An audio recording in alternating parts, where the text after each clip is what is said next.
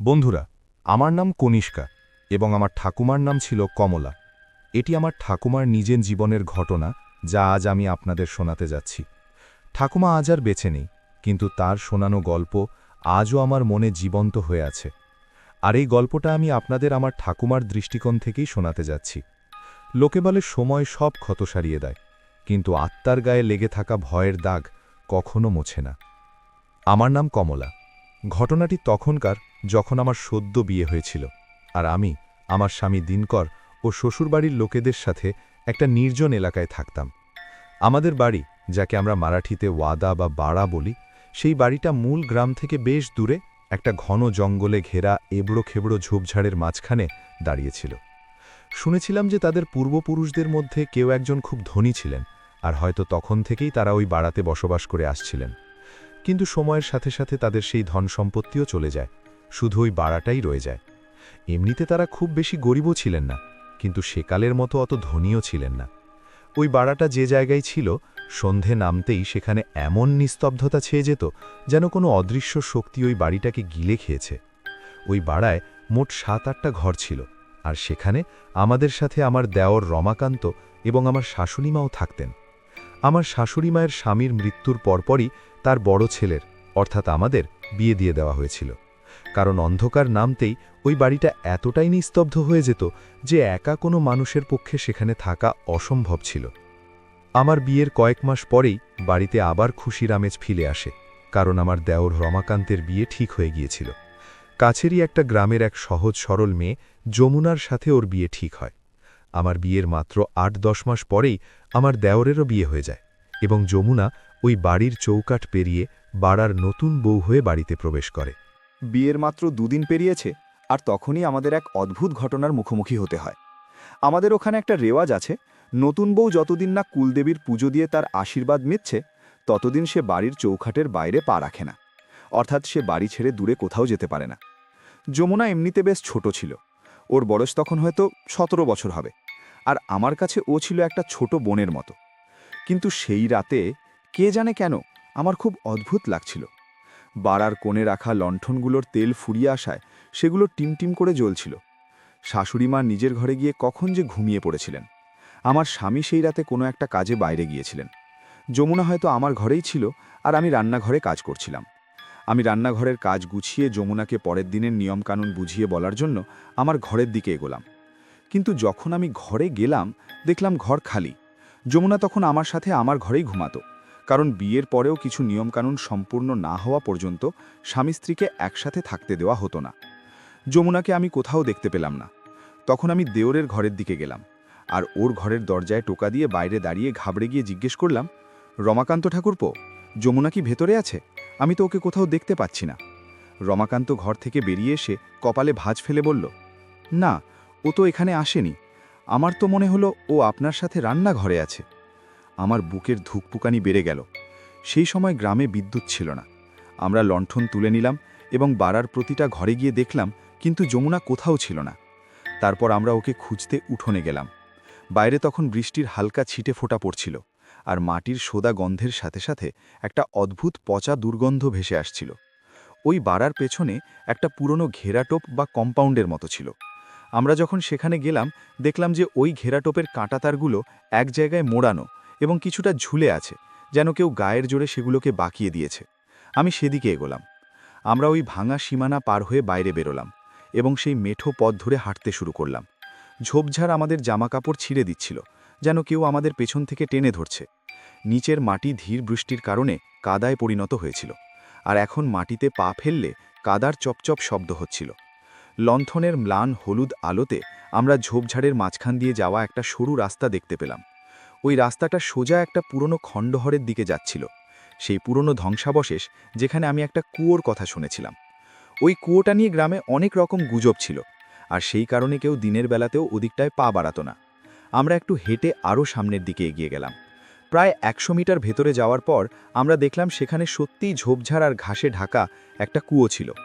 এমনিতে রমাকান্ত ওই খণ্ডহর আর কুয়োর ব্যাপারে জানত, কিন্তু সম্ভবত অনেক বছর ধরে ও সেখানে যায়নি, আর সেই বিষয়টা ওর মুখে ফুটে ওঠা দুশ্চিন্তা দেখেই আমি বেশ বুঝতে পারছিলাম। রমাকান্ত লণ্ঠনটা একটু উঁচুতে তুলে ওই ঘন ঘাসের মধ্যে অন্ধকারে দেখার একটা ব্যর্থ চেষ্টা করল এবং সেখানে দাঁড়িয়েই যমুনাকে ডাক দিল। যমুনা, যমুনা, তুমি কি এখানে আছো? সামনে থেকে কোনো উত্তর এলো না, শুধু গাছের পাতার খসখস শব্দ আর দূর থেকে কোথা থেকে একটা প্যাঁচার ডাক আমাদের কানে এলো। আরও 10-15 পা ভেতরে যাওয়ার পর কুয়াশার মধ্যে ওই পুরনো কুয়োটা আমাদের কাছে স্পষ্ট হয়ে উঠল। ওটার পার ভাঙা ছিল আর তার উপর শ্যাওলা জমেছিল। লণ্ঠনের হলুদ আলো যখন কুয়োর পাড়ে গিয়ে পড়ল, তখন সেখানে যা দেখলাম তাতে আমাদের গায়ের লোম খাড়া হয়ে গেল। যমুনা ওখানে একা দাঁড়িয়েছিল। ও একটা সবুজ রঙের শাড়ি পরেছিল। ওর চুলগুলো পুরো খোলা ছিল। আরও ঝুঁকে পড়ে কুয়োর ভেতরের কালো জলের দিকে এক দৃষ্টে কিছু একটা দেখছিল। আমাদের সেখানে পৌঁছানোর কোনো হুঁশ ওর ছিল না। ও একটুও নড়ছিল না। ওকে দেখে একদম কোনো পাথরের মূর্তির মতো মনে হচ্ছিল। আর সেটা দেখে রমাকান্তকে এক অজানা ভয়ে ঘিরে ধরল। ও দ্রুত পায়ে এগিয়ে গিয়ে যমুনার কাঁধে হাত রেখে ওকে ঝাঁকালো। যমুনা, তুমি এখানে কি করছো? চলো, বাড়ি ফিরে চলো। রমাকান্তের হাত ওকে স্পর্শ করতেই যমুনা এক ঝটকায় পেছনে ফিরল। ওর চোখে সেই কোমলতা ছিল না যা দুদিন আগেও ছিল। ওর চোখের মণিগুলো বড় হয়ে গিয়েছিল আর মুখটা পুরোপুরি ফ্যাকাশে সাদা হয়ে গিয়েছিল। ও কিচ্ছু বলল না, শুধু আমাদের দিকে একটা তীক্ষ্ণ দৃষ্টিতে তাকালো আর রাগে গড়গড় করতে করতে মাটিতে পা ঠুকতে ঠুকতে ওখান থেকে বাড়ির দিকে চলে গেল। ওর হাবভাব এমন ছিল যে আমরা যদি ওকে কিছু বলতাম বা করতাম তবে হয়তো ও আমাদের ওখানেই মেরে ফেলত। ও যেমন বাড়ির দিকে এগোলো, আমরাও ওর পিছু পিছু বাড়ি চলে গেলাম। আমরা বাড়ি গিয়ে দেখলাম যে যমুনা আমার ঘরে গিয়ে একটা খাটিয়ার ওপর দেওয়ালের দিকে মুখ করে শুয়ে পড়েছে। দেওর মশাইও নিজের ঘরে চলে গেলেন আর আমি সেখানে একা থেকে গেলাম। আমি খুব সাবধানে কোনো শব্দ না করে নিজের বিছানা পাতলাম আর চুপচাপ সেখানেই নিচে শুয়ে পড়লাম। কিন্তু সত্যি বলতে সেই রাতে আমি একটুও ঘুমোতে পারিনি। চোখ বন্ধ করলেই যমুনার সেই ভয়ানক রূপটা আমার বারবার মনে পড়ছিল। তবুও পরের দিন যমুনা আগের মতোই শান্ত ছিল, যেন ওর কিছুই হয়নি। আমি রাতের ব্যাপারে ওকে 3-4 বার জিজ্ঞেস করলাম, কিন্তু ও শুধু একটু হেসে কথাটা এড়িয়ে গেল। আমিও ভাবলাম যে হয়তো এটা সামান্য একটা ঘটনাই ছিল, অথবা ও নিজেই এ নিয়ে কথা বলতে চায় না, তাই আমিও বিষয়টা নিয়ে আর ঘাটালাম না। এইভাবে দেখতে দেখতে আরও 5-6 দিন কেটে গেল। আর একদিন দুপুরে হঠাৎ খবর এলো যে ওদের পিসির শরীর খুব খারাপ, আর সেই কারণে সেই দিন দুপুরেই আমার শাশুড়িমা, আমার স্বামী আর দেওর সবাই মিলে তাকে দেখতে তড়িঘড়ি অন্য গ্রামের উদ্দেশ্যে রওনা হয়ে গেলেন। আর তখন পুরো বাড়ায় শুধু আমি আর যমুনা, আমরা দুজনেই ছিলাম। ভর দুপুরবেলা, তবুও বাড়ার নিস্তব্ধতা এতটাই গভীর ছিল যে একদম সূক্ষ্ম থেকে সূক্ষ্ম শব্দ ওই বাড়ির ভেতর প্রতিধ্বনিত হচ্ছিল। যমুনা তখন নিজের ঘরে বসেছিল আর আমি চুপচাপ আমার সব কাজ গুছিয়ে নিচ্ছিলাম। তখনই দরজায় জোরে একটা কড়া নাড়ার শব্দ হলো। আমি দরজা খুলে দেখলাম যে আমার স্বামীর বন্ধু শ্যাম ভাউ বাইরে দাঁড়িয়ে আছেন। তার হাতে একটা কালো রঙের থলি ছিল যা থেকে ফোঁটা ফোঁটা রক্ত নিচে পড়ছিল। ঘামে ভেজা মুখটা মুছতে মুছতে আর থলিটা এগিয়ে দিতে দিতে শ্যামভাউ বললেন, বৌদি, একটা খুব দরকারি কাজ আছে, আমাকে একটু জরুরি কাজে বাইরে যেতে হচ্ছে। আমি এই মাটনটা নিজের বাড়িতে নিয়ে যাচ্ছিলাম, কিন্তু আমার কাছে এখন অতটা সময় নেই। আপনি কি এটা আমার বাড়িতে একটু পৌঁছে দেবেন? আমি ইতস্তত করে বললাম, আরে ভাউ, আমি তো বাড়ি ছেড়ে যেতে পারবো না। যমুনা বাড়িতে একা আছে আর ও নিজেও বাড়ির বাইরে পা রাখতে পারবে না। তখন শ্যামভাউ আবার বললেন, তাহলে আপনি এটা আপনাদের কাছেই রেখে দিন, আমি ফিরে এলেই নিয়ে যাব, অথবা গ্রামের কেউ যদি এদিকটায় আসে তবে তার হাত দিয়ে আমার বাড়িতে পাঠিয়ে দেবেন। আমি তাকে আবার বললাম, ভাউ, আপনি তো জানেন এদিকটায় কেউ আসে না। তিনি থলিটা আমার হাতে ধরিয়ে দিয়ে মুচকি হেসে বললেন, আরে রেখে দিন তো, এত সময় আমার কাছে নেই। কেউ এলে ভালো, না এলেও ঠিক আছে। চাইলে আপনারাই রান্না করে খেয়ে নেবেন, আর হ্যাঁ, নতুন বৌদিকেও খাইয়ে দেবেন। এইটুকু বলেই তিনি তাড়াহুড়ো করে ওখান থেকে চলে গেলেন। আমি কোনো উত্তর না দিয়ে মাটনের থলিটা নিয়ে নিলাম এবং রান্নাঘরে গিয়ে একটা পাত্রের নিচে চাপা দিয়ে রেখে দিলাম। ভাবলাম পরে দেখব এটার কি করা যায়। ধীরে ধীরে সন্ধে নেমে এলো, কিন্তু গ্রামের দিক থেকে কেউ বাড়ির দিকে এলো না। এখন আমার মাটন রান্না করার ইচ্ছে হচ্ছিল, কিন্তু তখনই আমার একটা কথা মনে পড়ে গেল যে যমুনা তো মাছ মাংস কিছুই খায় না, আর বাড়ির বাকি লোকেরা কখন ফিরবে সেটাও আমার জানা নেই। তখন সন্ধে ঘড়িয়ে যাচ্ছে। বাইরে ছড়িয়ে পড়া কুয়াশা এবার হাভেলির জানালা দিয়ে ভেতরে উঁকি মারতে শুরু করেছিল। তখন হয়তো সন্ধে 7টা বাজবে, যখন আমি রান্না করার জন্য রান্নাঘরে পা রাখলাম এবং সেখানে গিয়ে দেখলাম যে পাত্রটা চাপা দিয়েছিলাম সেটা সোজা করা আর মাটনের থলিটা গায়েব। আমি ভাবলাম হয়তো কোনো বিড়াল নিয়ে গেছে। তবুও আমি থলিটা চারদিকে খুঁজলাম, আলমারির পেছনে, অন্য বাসনের নিচে, কিন্তু থলির কোথাও কোনো নামগন্ধ ছিল না। যমুনা তো মাছ মাংস ছুঁয়েও দেখে না, তাই ওর হাত লাগানোর তো প্রশ্নই ওঠে না। কিন্তু তবুও কে জানে কেন সেই মুহূর্তে আমার ভেতরে একটা অদ্ভুত অস্বস্তি আর ভয় কাজ করছিল। এরপর যমুনা ঘর থেকে বেরিয়ে এলো, আর ও আসার পর আমরা সাধারণ ডাল ভাত রান্না করে খেয়ে নিলাম। তারপর খুব তাড়াতাড়ি আমরা দুজনেই আমার ঘরে ঘুমোতে চলে গেলাম। মাঝরাত হতে চলল, কিন্তু বাড়ির লোকেরা তখনও ফেরেনি। আমি আমার ঘরের ছিটকিনি ভালো করে আটকে নিলাম এবং ঘুমানোর আগে ৩-৪ বার সেটা টেনে দেখলাম। যমুনার দিকে তাকিয়ে দেখলাম ও পাশ ফিরে শুয়ে আছে, আর তারপর আমি লণ্ঠনের আলো কমিয়ে ঘুমানোর চেষ্টা করতে লাগলাম। জানি না তখন কটা বাজছিল, কিন্তু একটা খড়মড় শব্দে হঠাৎ করেই আমার ঘুম ভেঙে গেল। চোখ খুলতেই আমি অনুভব করলাম যে ঘরে একটা হাড় কাঁপানো ঠান্ডা ছড়িয়ে পড়েছে। আমি পাশে হাত বাড়াতেই দেখলাম বিছানা খালি। যমুনা নিজের জায়গায় নেই, গায়েব। বাইরে থেকে আসা ঝিঁঝি পোকার ডাক শুনে আমার অন্তত এটুকু আন্দাজ হয়ে গিয়েছিল যে এখনও সকাল হয়নি, আর এখন মাঝরাতই চলছে। আর হঠাৎ করেই একটা ভীষণ ভয়ানক চিন্তা আমার মাথায় এলো, আর সেটা ভেবেই আমার বুকের ভেতরটা ছ্যাঁত করে উঠল। যমুনা কি আবার সেই কুয়োর কাছে চলে যায়নি তো? বাড়িতে তখন অন্য কোনো পুরুষ মানুষ ছিল না, আর একা বাইরে যাওয়ার মতো সাহস আমার মধ্যে ছিল না। কিন্তু যমুনা ছোট ছিল, নিষ্পাপ ছিল, আর ওকে ওরকম একা ছেড়ে দেওয়াটাও সম্ভব ছিল না। আমি পাশে রাখা লণ্ঠনটা তুললাম, তার শিখাটা বাড়ালাম এবং কাঁপতে কাঁপতে পায়ে বাড়ার পেছনের দরজার দিকে এগোলাম। বাইরে থেকে কুকুরের কান্নার আওয়াজ এতটাই ভয়ঙ্কর ছিল যে আমার আত্মা কেঁপে উঠল। আমি দরজার দিকে তাকালাম, দেখলাম দরজা খোলা, শুধু সেটাকে ঠেলে চাপিয়ে দেওয়া হয়েছিল। আমি সেই দরজা খুলে আবারও সেই ভাঙা কম্পাউন্ডের কাছে পৌঁছালাম। আমি লণ্ঠনের আলোতে মেঠো পথটা দেখলাম এবং তারপর লণ্ঠনটাকে উঁচুতে তুলে সামনের দিকে তাকাতে লাগলাম, কারণ রাস্তার ভেজা মাটিতে পায়ের ছাপ ছিল। আমি ওখানে পড়ে থাকা একটা লাঠি তুলে নিলাম আর লণ্ঠনের আলোটা একটু কমিয়ে দিলাম। তারপর পা টিপে টিপে সেই ঝোপঝাড়ের মাঝখান দিয়ে কুয়োর দিকে চলতে শুরু করলাম।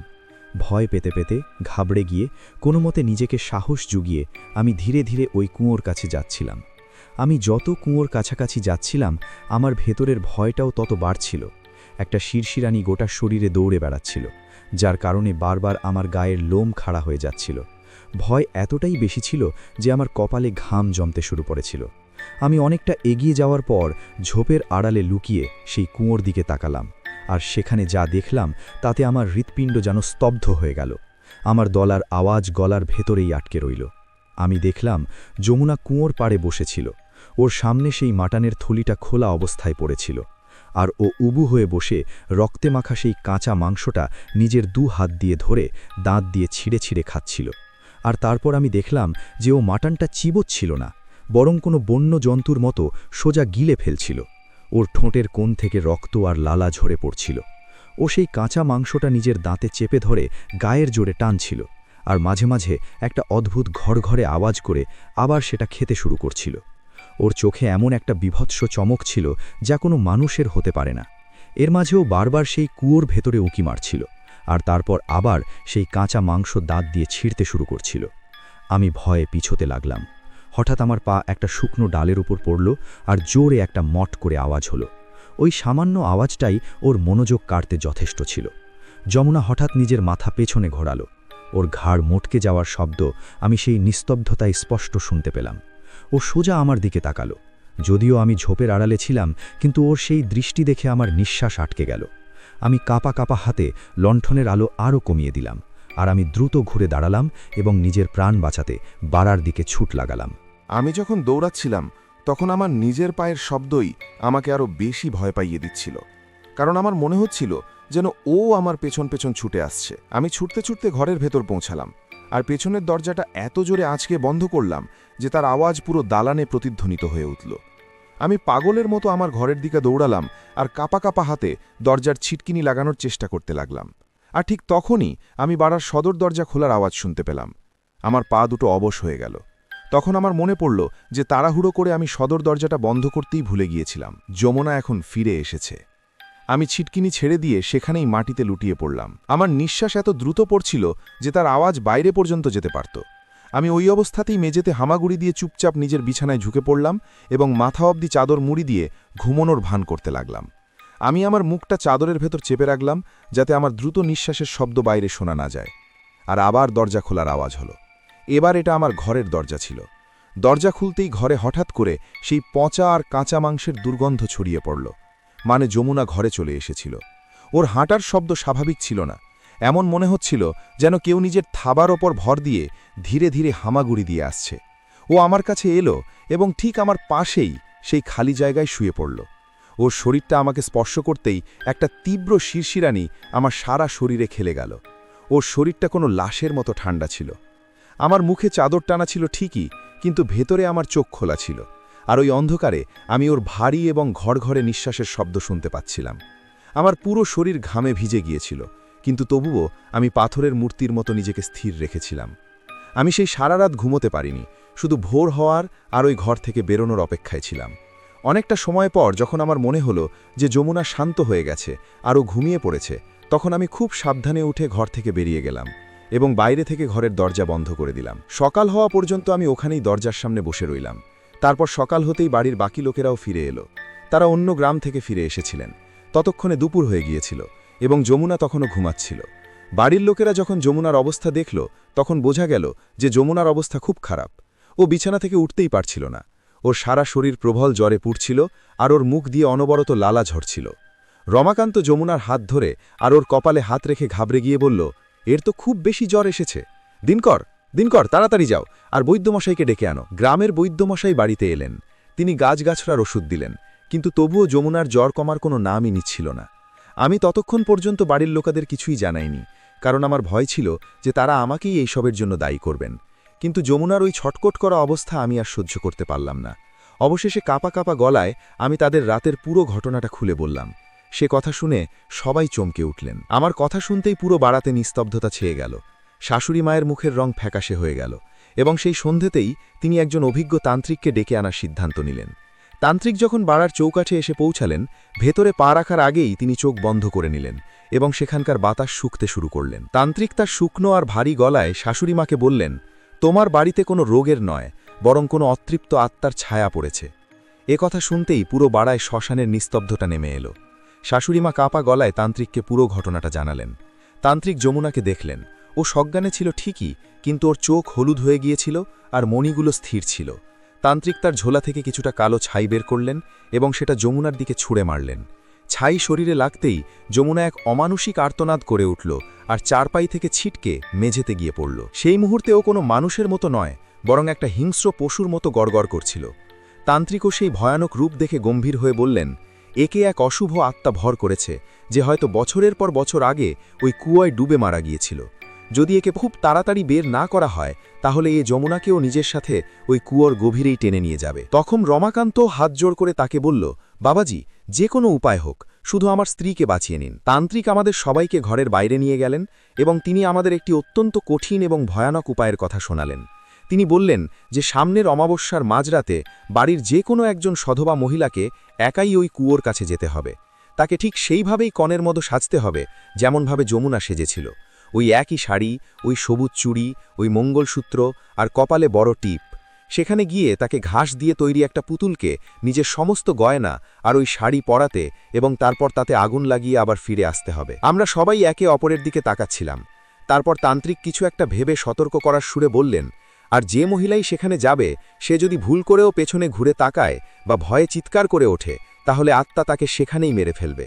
সেখানে যেই যাক না কেন, তাকে নিজের ওপর নিয়ন্ত্রণ রাখতে হবে, কারণ এই কাজটা অত্যন্ত বিপজ্জনক। এইসব শুনে বাড়িতে পিনপতন নিস্তব্ধতা নেমে এলো। শাশুড়ি মা আর রমাকান্ত দারুণ ভয় পেয়েছিলেন। আমার স্বামীও আমার হাত শক্ত করে ধরলেন, যেন তিনি আমাকে সেখানে যেতে নিষেধ করছেন। কিন্তু আমি যমুনার অবস্থা নিজের চোখে দেখেছিলাম, আর আমার কাছে ও আমার ছোট বোনের মতোই ছিল। ওই নিষ্পাপ মেয়েটা তো জানতও না যে ওর সাথে ঠিক কী হচ্ছে। আমি নিজের মুঠো শক্ত করলাম এবং এই কাজটা করার জন্য প্রস্তুত হলাম। আমি দৃঢ় সংকল্প নিয়ে বললাম, যমুনাকে এই নরক থেকে বের করে আনার জন্য আমি যাব। অবশেষে 4 দিন পর অমাবস্যার রাত এলো। গোটা গ্রাম তখন নিস্তব্ধতায় ডুবেছিল। মেঘ এতটাই ঘন ছিল যে আকাশে একটা তারাও দেখা যাচ্ছিল না। আমি রাত হতেই প্রস্তুতি শুরু করে দিলাম। ভেতরে একটা আর তার ওপরে যমুনার সেই সবুজ শাড়িটা পরলাম আর তারপর চুড়ি পরে টিপ লাগিয়ে কোনো কনের মতোই সেজেগুজে আমি তৈরি হলাম। আমার হাতের সবুজ চুড়িগুলো একটু নড়াচড়া করলেই রিন রিন করে আওয়াজ করছিল। রাত তখন 1টা। আমি লণ্ঠনটা তুললাম এবং কুয়োর দিকে যাওয়া ওই মেঠো পথে পা বালালাম। আমার বাড়ির সবাই তখন দরজার কাছেই দাঁড়িয়েছিল। অন্ধকার এতটাই গভীর ছিল যে লণ্ঠনের আলোটাও তার সামনে ম্লান মনে হচ্ছিল। আমার হাঁটার সাথে সাথে ঝোপঝাড়ের ভেতর থেকে একটা খসখস শব্দ আসছিল, যেন ওখান থেকে কেউ আমার দিকে নজর রাখছে। আমি নিজেকে কোনোমতে সামলে নিয়ে ধীরে ধীরে কুয়োর কাছে পৌঁছলাম। বাড়ির লোকেরা সবাই বাড়ার বাইরে দাঁড়িয়ে আমার ফিরে আসার অপেক্ষায় ছিলেন। আর সেই মুহূর্তে আমার মাথাতেও শুধু এটাই চলছিল যে আমি সবকিছু শেষ করে কত তাড়াতাড়ি এখান থেকে বেরোতে পারব। কিন্তু সেখানে পৌঁছতেই আমি অনুভব করলাম যে ওখানকার তাপমাত্রা হঠাৎ করে যেন কমে গেছে। আমি একবার আশেপাশের অন্ধকারের দিকে তাকালাম। আমার হাজে থাকা ঘাসের তৈরি পুতুলটা আমি নিচে নামিয়ে রাখলাম। নিজের সব গয়না চুড়ি খুলে পুতুলটাকে পরালাম এবং শাড়িটা খুলে ওটার ওপর জড়িয়ে দিলাম। আর তারপর আমি লণ্ঠনের আগুন দিয়ে ওটাকে জ্বালাতে যাব, ঠিক তখনই হাওয়ার শাঁ শাঁ শব্দের মাঝে আমি কারো জলের ভেতর থেকে বেরিয়ে আসার একটা শব্দ শুনতে পেলাম। আমি আমার দৃষ্টি ওপরে তুললাম। দেখলাম কুয়োর পাড়ের সামনে একটা অস্পষ্ট কালো ছায়া ফুটে উঠছে। ওই ছায়াটা ধীরে ধীরে একটা মানুষের রূপ নিচ্ছিল। ওটা একটা লম্বাটে কালো আকৃতি ছিল, অনেকটা কোনো মহিলার মতো, যার শরীরটা ভিজে ছিল আর তার গা থেকে একটা ভয়ানক দুর্গন্ধ বেরোচ্ছিল। ওই দুর্গন্ধ পেয়েই আমি বুঝে গেলাম যে সেই ছায়ামূর্তি যে যমুনাকে নিজের বশে করে রেখেছিল। আর ওই পুতুলটাকে দেখে সে তার মুখ খুলল। সেই মুহূর্তে আমি দেখলাম যে তার মুখে কোনো দাঁত ছিল না, বরং সেটা ছিল একটা গভীর কালো গর্তের মতো, যেন কোনো গভীর কালো গুহা। আর ওই পুতুলটাকে দেখে সে নিজের ভারী গলায় কিছু একটা গুনগুন করতে লাগল। তার সেই অদ্ভুত আওয়াজ শুনে আমার গোটা শরীর কাঁপছিল, কিন্তু তবুও আমি সাহসের ওপর ভর করলাম আর ভগবানের নাম নিতে নিতে আমি ধীরে ধীরে তার কাছাকাছি গেলাম। ওই ছায়াটা আমার দিকে হাত বাড়াচ্ছিল। তার নখগুলো থেকে কালো রঙের কোনো তরল পদার্থ গড়িয়ে পড়ছিল। ও যেমনই আমার একদম কাছে এলো, আমি চট করে লণ্ঠনটা ওই কুয়োর পাড়ে আছড়ে ফেললাম। লণ্ঠনের কাঁচ ভাঙতেই দপ করে আগুন জ্বলে উঠল। আর তখন আমি দেখলাম যে পুতুলটার উপর তেল পড়ায় তাতেও আগুন ধরে গেছে এবং সেটা এখন জ্বলছে। ঠিক সেই মুহূর্তেই ওই ছায়ামূর্তিটা কান ফাটানো একটা চিৎকার করে উঠল। এবার তার নজর ছিল আমার দিকে। আমি নিজের নজর ঘোরালাম এবং পেছন ঘুরে নিজের প্রাণ বাঁচাতে বাড়ার দিকে ছুট লাগালাম। আমার পেছনে কেউ ছিল। তার নিঃশ্বাসের শব্দ আমার কানে এসে পৌঁছাচ্ছিল। এক মুহূর্তের জন্য আমার এমন মনে হলো যেন কেউ আমার শাড়ির আঁচলটা ধরে টেনেছে। সেই মুহূর্তে আমার খুব ইচ্ছে হলো যে একবার পেছন ফিরে তাকাই, কিন্তু তখনই আমার তান্ত্রিকের কথাটা মনে পড়ে গেল। আমি আমার চোখ বন্ধ করলাম আর পেছন না ঘুরেই সেই আঁচলটা গায়ের জোরে টানলাম। তারপর আবার দৌড়তে লাগলাম। ছুটতে ছুটতে আমি বাড়ির কাছে পৌঁছলে সেখানে দাঁড়িয়ে থাকা সবাই আমাকে শুধু দেখেই গেল। কিন্তু আমি সোজা বাড়ির ভেতরে গিয়ে পৌঁছলাম এবং ঠাকুর ঘরে গিয়ে সেখানেই অজ্ঞান হয়ে পড়ে গেলাম। সেখানে যমুনাকে আগে থেকেই বসিয়ে রাখা হয়েছিল। আমার ভেতরে ভয় এতটা বেশি কাজ করছিল যে আমার অবস্থা প্রায় আধমরা হয়ে গিয়েছিল। আমার পুরো শরীর থরথর করে কাঁপছিল। আর তখন যমুনা আমার দিকে তাকিয়েছিল, কারণ ও নিজেও বুঝতে পারছিল না যে সেখানে ঠিক কি হচ্ছে। আমি ওই আধমরা অবস্থাতেই যমুনার কপালটা ছুঁলাম, আর সেটা ছোঁয়া মাত্রই এক মুহূর্তের জন্য যমুনার শরীরটা জোরে কেঁপে উঠল। আর পরের মুহূর্তেই ও একটা ঝাঁকুনি খেয়ে বেহুশ হয়ে নিচে পড়ে গেল।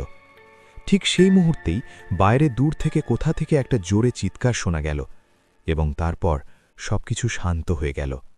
যখন আমার জ্ঞান ফিরল, তখন দেখলাম বাড়ির সবাই আমার চারপাশে দাঁড়িয়ে আছে এবং তারা আমার জ্ঞান ফেরার অপেক্ষায় ছিলেন। আমার স্বামী আমার হাত ধরে আমার কপালে হাত বুলিয়ে বললেন, সব ঠিক আছে, কারোর কিছু হয়নি। আর তখন গিয়ে আমি স্বস্তির নিঃশ্বাস ফেললাম। আমার দুচোখ বেয়ে জল গড়িয়ে পড়ল এবং সবাই আমাকে সাহস জুগিয়েছিলেন।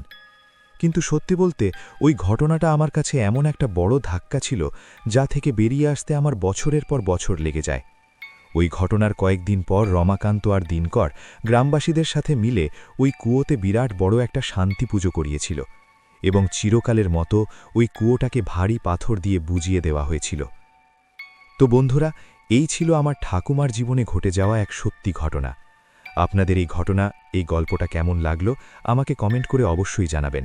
আর যদি আপনাদের এই গল্পটা ভালো লেগে থাকে তবে গল্পটাতে অবশ্যই একটা লাইক দিয়ে দেবেন। তো আজকের মতো এই পর্যন্তই। দেখা হচ্ছে আগামী এপিসোডে এমনই কোনো ভয়ানক ভূতের গল্প নিয়ে। ততক্ষণের জন্য ধন্যবাদ এবং শুভরাত্রি।